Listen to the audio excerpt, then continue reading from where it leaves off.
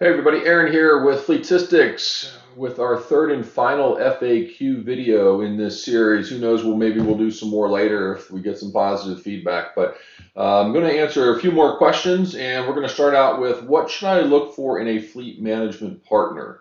And this has a lot to do with what you're really looking for, right? So are you looking for great customer service, or you want rapid shipping?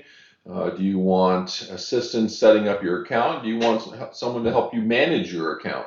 A lot of those things vary, and you have to decide what your priorities are. A lot of times we engage with companies that really haven't made a lot of decisions on what they want to do. It's kind of like going to a car lot and you just start looking around. You're not even really sure if you want a Ford or a GM or something else. You just think you want a car, and you get there and you start talking, and then you spend all day there talking about cars, and then you really never make a decision that is going to give you the best bang for your buck. So understanding and planning and documenting those things is hugely important.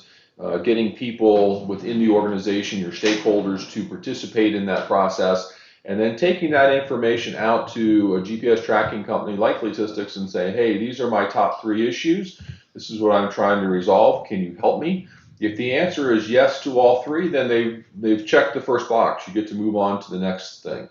And you typically want to have a list of 3 things that you must have, so you can quickly disqualify people. And then you have a list of things that you would really like to have in an order of priority. The companies that I have seen be most successful at this have had a checklist, and they have a scoring system, and they go down that list, and they basically score to kind of rank the vendors that are on the top of that list. And at the end of the day, those top providers are the ones that get to participate in the pilot portion of this, where you actually get some equipment in and you install it in your vehicles, and you make a small investment. You probably got to pay for the install if you're not using OBD type devices, but you're making that investment, and it's costing us a lot more money than you. I mean, our labor dollars to do that and the technology and things like that is it's higher, but that's the investment that we want to make. We want to showcase what we can do for you, and we want you to see our responsiveness, the quality of our engagement with you, our willingness to help you. I usually tell customers that when you go through the pilot process, by the time you get done, you're typically going to be about 80% trained. Your account is basically going to be configured for you if you are engaged in that process. Some companies just say, hey, send it to me. I'll tell you in 2 weeks if I'm interested. It's not really a good way to start a relationship, but if you have a lot of experience with GPS tracking, then maybe that works for you. So look for who's going to engage in the type of business that you want. There's some cultural matches there that you have to look at, and I'm not talking about ethnicity. I'm talking about ways of doing things. Are you a really high customer service business, and do you expect that from us? Are you hands off, very blue collar, fast moving, and we would be slowing you down if we were giving you lots of extra calls and contacts and things like that. So those are things to take a look at. Next is, I am concerned that my drivers will quit, and this is not a problem, right? Especially in the today's environment, almost everybody has GPS tracking of some flavor or another, and drivers do not want to go from your business to somebody else's business just to get over there and experience the same thing. Change is hard, and it doesn't matter who you're with and what change you're going through, whether it's change because now you're going to have more oversight on daily use of your vehicles, and I say yours very specifically because they belong to you or your company. They're not personal assets. And then because that change is hard, people would rather adapt to what's going on, and the goal with GPS tracking is not to catch people doing something wrong. Hopefully you install it and you never see anything because everything is just so great. Unfortunately, that's not true, but you want to modify that behavior. You don't want to get rid of anybody. So the goal is behavior modification to your standards and not to turn people over. If somebody threatens to quit, it's really just because they were doing something they shouldn't have, and now they know the gig is up, and you're going to be able to see what's going on. I mean, we've had customers that have seen their vehicles taken out deer hunting, and they go out and they get the vehicle from the side of the road and drive it back, and the employee was left on this side of the road because he was deer hunting on the weekend. That's kind of an extreme example, but that's the type of oversight and information that you're going to have, so you can make those decisions based on what is best for you and your business.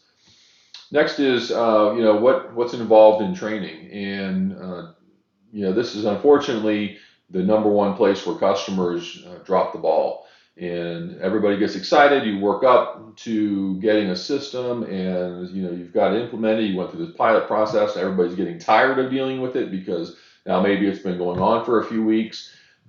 Sometimes it can go on for a few months, depending on how big your organization is. So you need to be prepared for the time frame that it's going to take to do this properly.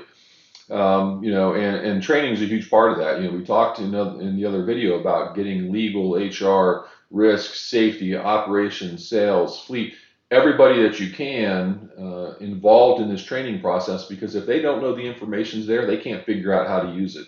And the first time that you have maybe an HR issue and the HR manager isn't thinking, hey, I could really kind of go investigate that and take a look at it through the GPS tracking system, then you're going to miss an opportunity to save some money. So, bring everybody in. We have a training course where you can actually get GPS certified, which really means that you know the technology above and beyond what most people do.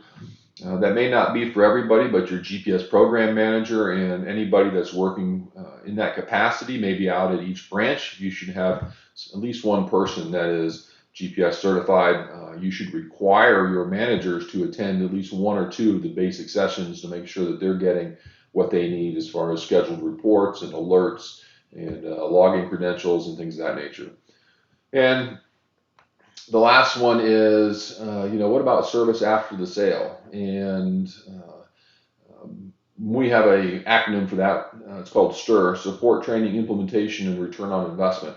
And STIR is very important to how well you do over the long haul. And if this is something that you're going to do for 6 months and then let it fall to the wayside, you're wasting your money. This is something that we will contact you consistently quarterly or more frequently if that's what you want, but we will be trying to reach you and discuss with you what are your goals, what have you accomplished, are you having any particular problems, and then how can we help you use the data or other technology, because we have other technology partners that we can bring to this equation, and you don't have to go do the research. We'll already tell you who we've had good success with, and we'll at least start you there, right? And then and that may be a routing application, it might be electronic forms, it might be dash cams, whatever those things are. We can do some introductions for you and get you down the right path. That'll make that whole process more efficient, because ultimately, if you're doing GPS tracking with us, then we've become a trusted advisor in a win-win business relationship, and that's what this is all about. So, if you've enjoyed the content, we appreciate your time and your effort to watch this video. Hit the like button, subscribe, and we're going to be working on bringing you really more practical information on how to use data and this technology to grow and benefit your business. And we'll see you on the next video, and thank you very much and have a great day. Bye-bye.